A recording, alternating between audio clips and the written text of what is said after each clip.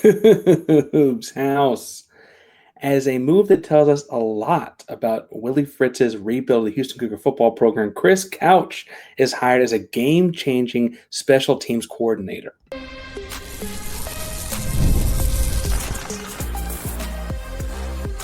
You are Locked On Coogs, your daily podcast on the Houston Cougars, part of the Locked On Podcast Network, your team every day.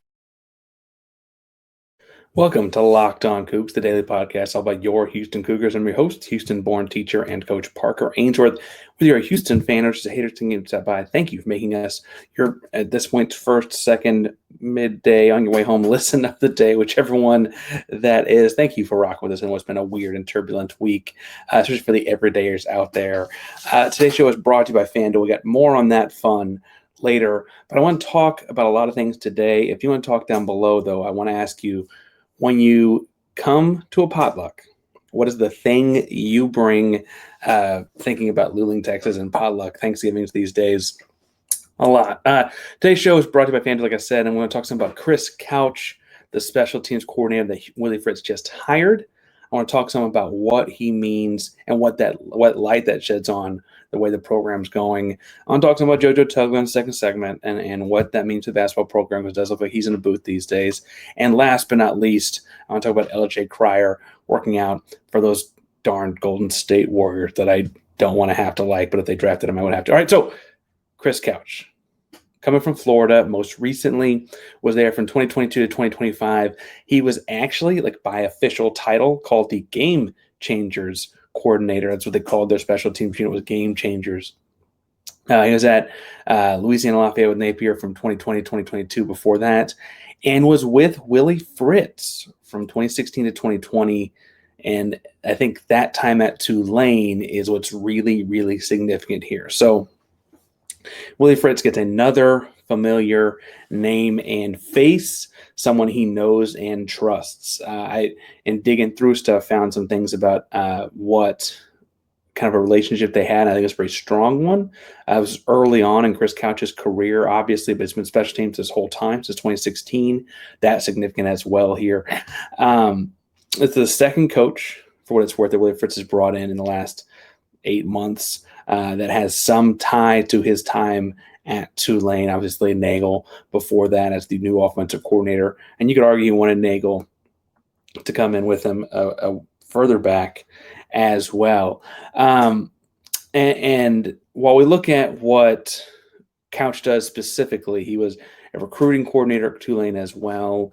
And in their time at Tulane, Fritz, as the head coach and special teams guy, was actually delegating a lot of things to Chris Couch, apparently. And there was a lot of trust there, a lot of throwing him into the fire there. Saw something in the guy early on in his career. I was like, hey, I'm the head coach and coordinator, but you need to run this.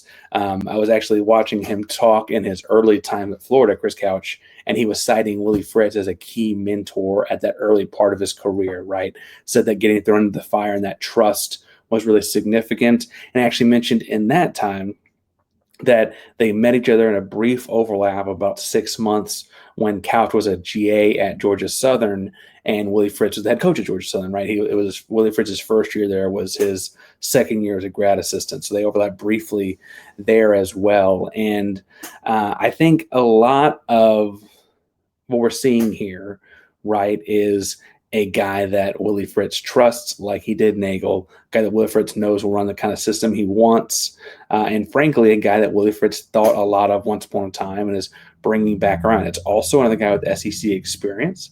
I don't want to, downplay that. This guy's coached at the Power 4 level for a minute now. He also has coached with head coach Austin Armstrong, or defense coordinator Austin Armstrong, and I think that's important because so often linebackers, safeties, corners, those guys end up having to play special teams. You end up wanting a lot of the guys to tie and work with one another. So your returners can be offensive guys, but you don't have like offensive linemen doing a whole lot of the heavy lifting out there with the special teams group. You don't typically, you might have some tight ends, but unless your running back is just a dynamite return man, you don't put running backs out there. Certainly don't put quarterbacks out there, right? The occasional receiver is a returner. and then the occasional tight end, right? That's really all that you pull from the offense. Most of these guys will be defensive players, and that relationship with Armstrong, I think, is going to be an important one to tie to as well. I also think it's worth noting that this is a late hire in terms of football coaching cycles, but I think it's a moment where you see Fritz kind of, saying he needs this move. He wants to bring him in, and he wants to have someone he trusts when doing it this late in the cycle. So if you can't tell, I've said that word trust several times now, right? That's someone that Fritz wants to have around. And I think that it should be a fairly smooth transition because of that. That is to say that whatever Fritz has spent the spring and early part of the offseason preaching, the summer should be fairly routine and similar in bringing in a Chris Couch. Now, Chris Couch, schematically, is a guy that while he missed spring practice is coming into Houston to do special teams and is like all about speed. It is speed, speed, speed. It is beat this with speed, beat that with speed. We're leaving the two guys on the backside of the kickoff return on block because they're not going to be fast enough to catch us, kind of speed-oriented schemes. And frankly, as Houston continues to improve their recruiting, and I do think, we'll talk to Brian Smith some in June about how that's going with visits and stuff like that, but I think it's hard to argue it hasn't gotten better.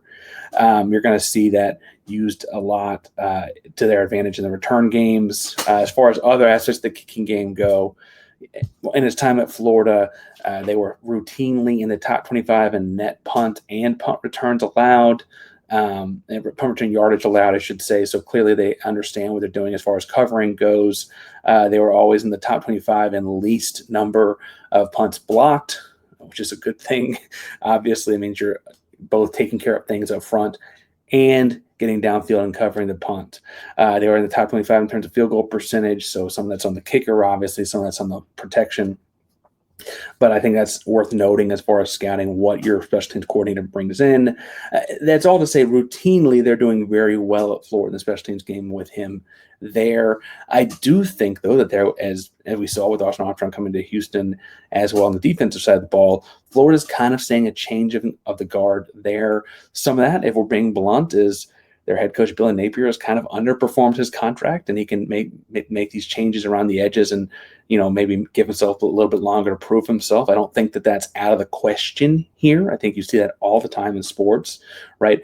Pro sports level, GMs will change coach. We just saw the Knicks fire a guy that got the Eastern Conference Finals, right? GMs will, change their head coach in a way that allows them to just get a couple more years out of their contract or whatever, right? I stumbled over that to basically say, I think, though, that Napier doing the same kind of thing and letting his guys go is interesting to see as we see Florida kind of underachieve again last year in football. And I also think it's worth pointing out that Couch found his way back to Fritz, a guy that he had independently years ago been touting as an important part of his coaching career. I will say, I reached out to Dwight. I got two guys in Florida. One of them is Brian Olson, Locked on Florida. I should probably say that part out loud because he does great reporting over there.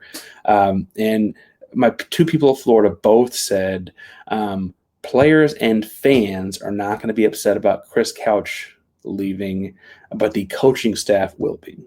And to that, I think will be interesting is people that know football, the guys that know ball, the guy knows him in the recruiting circles, the guy that know the works he does behind the scenes, those people will be upset about him leaving. Players and fans maybe want more explosive, touchdowns in the return game and that kind of stuff. And while I think his numbers indicate good defensive schematics on the punts and kickoffs, meaning they're not giving up a ton of touchdowns, top 25 in net yards and those kind of deals. It does not look like they scored a whole bunch of touchdowns on it. And fans want the explosive plays. Players want to get out there and score a bunch of touchdowns. And I think that that's kind of the discrepancy if I'm looking at stats and reading those messages I'm seeing here. I think this is a good hire for Fritz. I think getting guys that know his system and can kind of carry his voice so he can kind of monitor all aspects of the football team, not just the specials, not just the offense or whatever, is important. And I think it's important to note that a guy that worked for Fritz in the early part of his career wants to come full circle and come back to working for Willie Fritz. I think that's all important. I think it's all good news here for the Cougs on the football front. Obviously, more to monitor as the summer goes on. But speaking of more to monitor, Joseph Tugler was photographed in a boot on Monday, the first offseason practice. Talk about the basketball team in 1 second. But first, today's show is brought to you by our buddies over at FanDuel. FanDuel is America's #1 sportsbook, and it is the NBA Finals this week. No better time to get in on the action every night of the playoffs. It's been like the greatest playoffs ever. Buzzer beaters, heroic performances, great comebacks, crazy games, all kinds of highlights, big-time momentum shifts.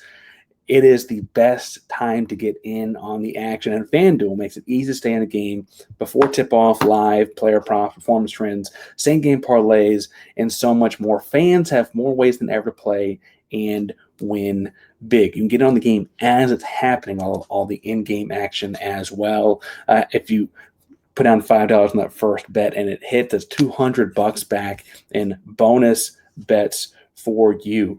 Now, if you're new to FanDuel, it's perfect time to sign up. Again, that $200 back in bonus bet to first $5 bet hits is perfect thing for the NBA Finals. Make every moment of the NBA Finals and more with FanDuel, official sports betting partner of the NBA.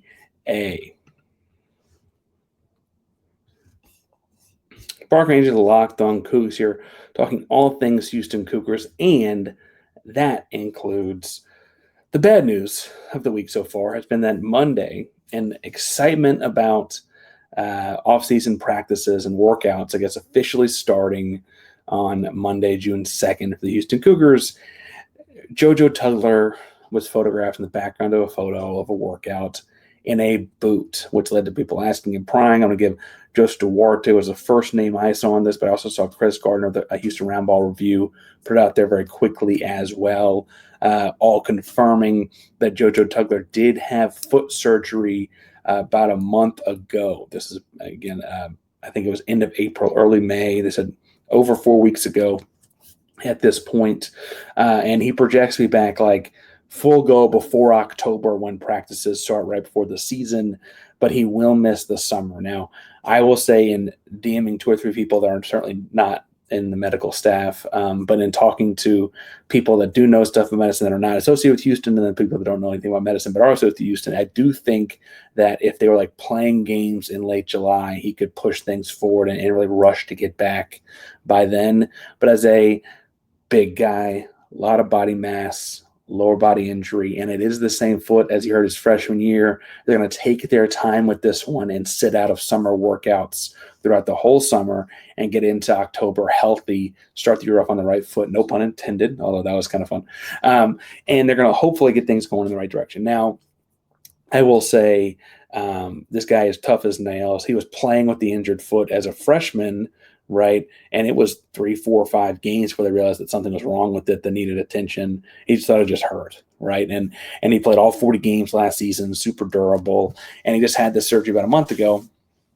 And they're being precautious and keeping him out of perhaps more weeks than they need to this summer. It sounds like the surgery went well. There are no complications or anything like that. And so he says he'll be ready for October. They say that he'll be ready for October. And so right now, I do not think this is all of that big a deal.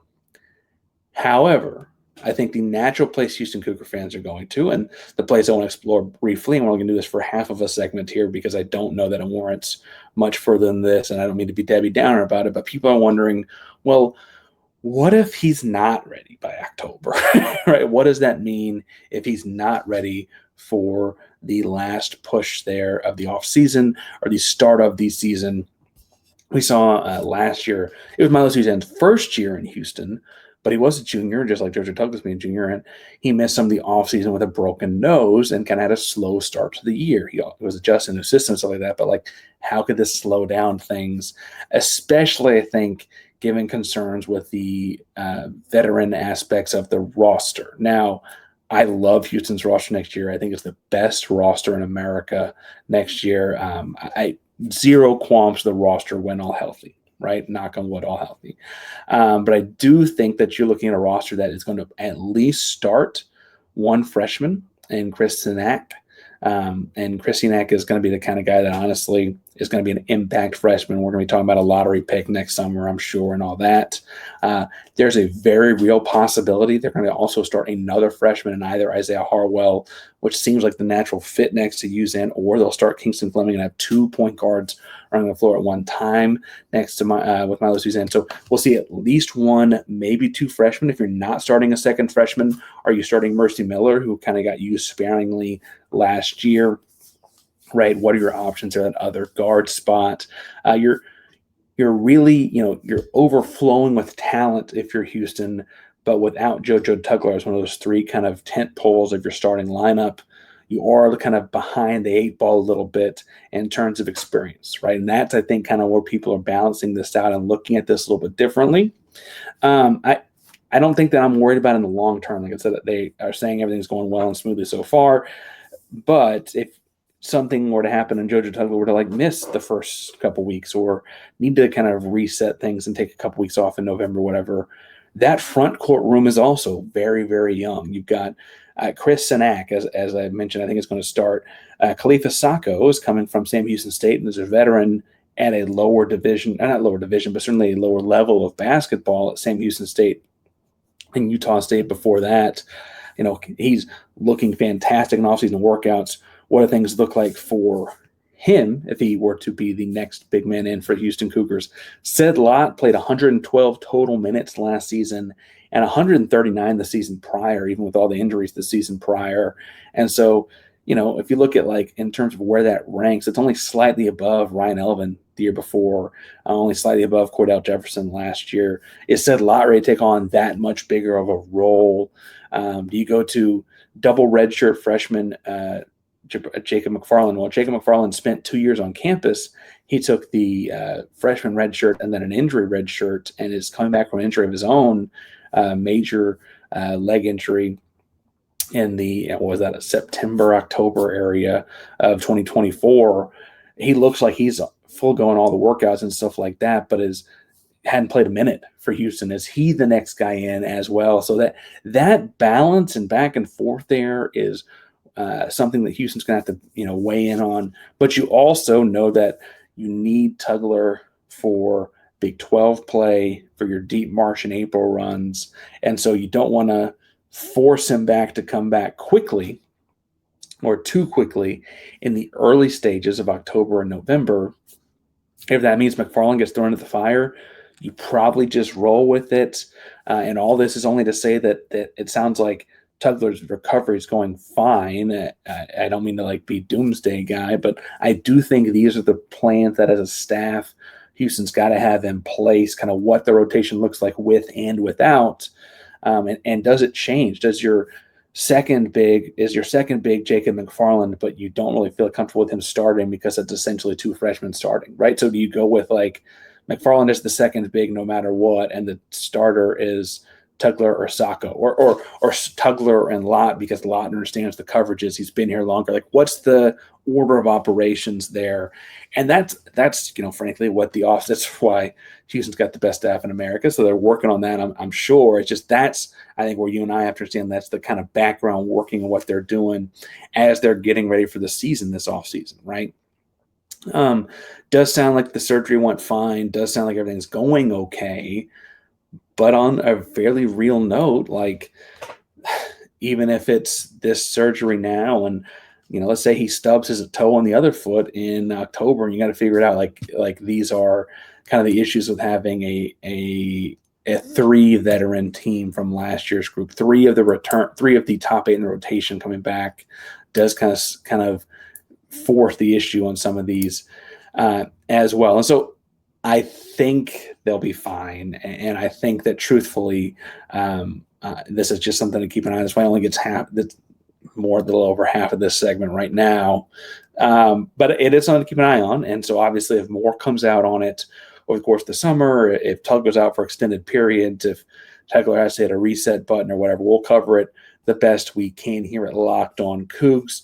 But more on the happy side of news of the Houston basketball program, I guess happy unless you're anti-Warriors like some of us over here are. LJ Carr is going to work out. We'll talk about his pro prospects in 1 second. But first,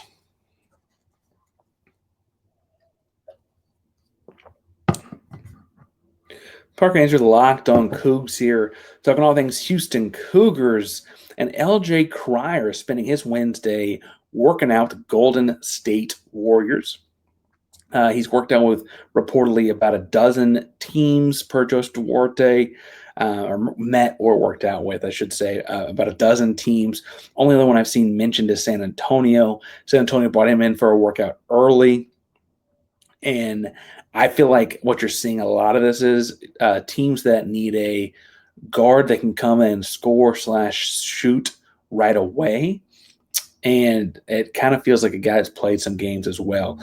LJ Cryer is like a consummate winner, right? He won at Baylor. He won at Houston. He shot the ball well everywhere he's been. And while he's still working on some of those point guard aspects of the game, he can clearly light it up and be a part of an offense. You can never have too much shooting at the NBA level, right? And so I do think we're seeing him kind of creep into people's late second rounds occasionally. I kind of go back and forth on what I think about that. I think it's great. It's like a once in a lifetime, not even a once in a lifetime. I think it's a kid's dream to hear their name called at the NBA draft, right? So getting called up in the second round, you hear your name drafted, right? The so-and-so's take LJ Cryer is a thing he grew up wanting to hear. And I don't want to say that that's not a special moment and wouldn't be significant. I do wonder, and it's not to say that doesn't happen in the second round, but I do wonder if having more of a say in where he went as an undrafted guy after the fact, and those first couple of hours after the NBA draft, would that actually be better for him and his prospects, right? Would it be better for him to pick a place to land that actually needs someone of his skill set as opposed to getting drafted? Now, we've also seen some finagling in the draft where guys are, kind of picking their spots as well. The most famous is Bronny James, right? But I am here to tell you Jamal Shead had some say in the fact that he ended up in Toronto. It wasn't as much say as it would have been after the fact, but there's a reason he got a contract done so quickly after the draft, right? Or the agent did, I should say. And Jamal did seem to appreciate the moment there. The thing I think that when you're looking at this across the board is that I think with some of the guards, Boogie Flan, Milos Uzan, Dahad Pettiford, some of those guards coming back to college basketball thanks to NIL money. One of the victories for NIL money is that guys that are at that fringe spot can just come back to college and not make it a financial decision necessarily, right? I think that you've seen Cryer kind of creep into the back end of this as guards are funneling out, right? And look, Cryer's not a big guy. He's 6'1" and change listed, but the dude flat wins. Like the dude flat wins. And I think that whether you're San Antonio or Golden State, the teams that have been linked to him in workouts, I do think that you're looking at two all-time franchises. Now, San Antonio's always been lean the last few years since Kawhi Leonard left in 2019, but I don't mean to give my age away. For most of my lifetime, they were like the premier franchise of basketball, right? Like that, there's no questions asked. The Tim Duncans, the Tony Parkers, David Robinsons, whatever. Like they were one of the premier franchise of basketball. It was great to see Hakeem beat up David Robinson, but like that was more about Hakeem, right? Then you look at the Golden State Warriors. They've been like the premier franchise in basketball the last 10 years, right? They made the gigantic decision to move on from Mark Jackson, go with Steve Kerr, change the direction of the organization. Team that predicates themselves on shooting, too, right? With Steph Curry and Splash Bros, bringing Buddy Hield, Jordan Poole spent a brief second there or whatever, right? That these teams that predicate themselves on winning are looking at Houston Cougar guys like LJ Cryer should not surprise us. The Warriors and Spurs also both worked out Milos Uzan before he decided to come back to college. And I think that what's interesting to me about LJ Cryer will be kind of what he decides to do. I think the guy's going to have options, and I think that's awesome. But his options are going to be like, do you want to play in a G League two-way role and look some at, kind of the fringe of the league and getting in and hoping you catch your break somewhere and get in and really show that you can play? Because I think that once he gets in the game, he's going to be hard to cover and all that, right? Do you want to get involved with something like that Do you want to go, show yourself in Europe for a couple of years and come back and join the G League after the fact, kind of develop some other aspect of the game or whatever? And I imagine Cryer's kind of in the boat where he'll stay stateside and play in the G League with things. That's really more, I think, just because he's close and there's a positional fit. And again, teams can't turn down shooting. They need shooting across the league.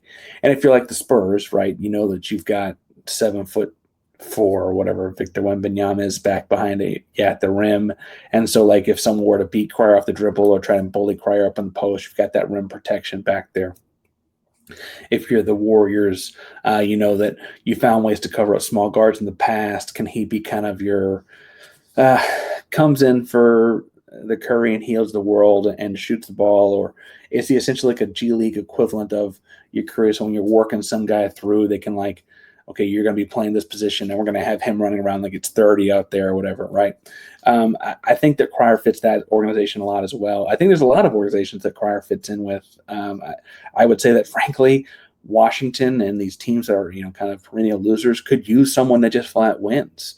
And they could pull in somebody like that. You could argue, frankly, even that like a Toronto has had trouble getting shots up from the outside, and can they bring a guy that just flat win? Masai Ujiri is a fantastic general manager, right? And so we'll see where they go with all of that. The interesting one will be to see what Juwan does. Juwan Roberts did have a workout with Brooklyn in May. His fit in the NBA just feels a little more awkward because guys at 6'8" and change, even with long arms and even with the basketball IQ and the defensive prowess and just the toughness factor, that's really hard to measure with Juwan Roberts. They typically got to be able to shoot the ball from beyond the arc a little bit, and he just never did that for the Houston Cougars in games. I think when you watch video and tapes of practice or watch them work out beforehand, he can shoot the ball fine. His free throw percentage was low, but I talked about it at the end of the Baylor game, at the end of the Duke game, at the end of what, he's a guy you don't mind sending to the free throw line in those instances either because he's got a clutch factor to him. I don't think there's anything mechanically off with his jump shot. The left-handedness always throws me off a little bit visually, but I don't think that there's anything mechanically wrong with that. I do think, though, that'll be interesting to see where he fits. Bluntly, as a guy that's got some international background himself, and has a very good understanding of the world, him using this basketball thing as a way to go see the world around him and see Europe and see parts of Asia and see parts, I could see him totally doing that and being the happiest person on earth because of it. And that's I think we got to realize too that some of these guys are maybe a little bit from a positional size perspective have an awkward fit with the NBA, right? Or whatever. There's a whole world out there with this basketball thing, and the lessons you learn as a Houston Cougar, the face of this program, can lead to a whole bunch of other stuff as well. And that is to say, I wouldn't be surprised if he also holds a clipboard next to Kelvin Sampson at some point in his life, because those two guys are pretty close. And I think that says a lot about both of them, that they are close to the other, right? That speaks pretty highly of the other. As far as the other seniors go, Javier Francis was seen with the team at workouts. I think he looked more like he was in a hype man role than anything. Malik Wilson, I do think is going to end up playing overseas somewhere, but we'll see about all of that. I'm following all that the best I can, but if you got resources on that, please don't hesitate to reach out and tell me. Thank you to the Locked On Coogs listener out there each and every day, the everydayers that you are. Locked On Coogs is a proud member of the Locked On Podcast Network. That means your team every day. Go Coogs.